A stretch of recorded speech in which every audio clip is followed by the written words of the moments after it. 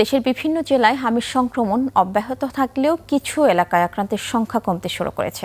গাজীপুরে গত ২৪ ঘন্টায় শহীদ তাজউদ্দিন আহমেদ মেডিকেল কলেজ হাসপাতালে হামি আক্রান্ত ১৪টি শিশু ভর্তি হয়েছে।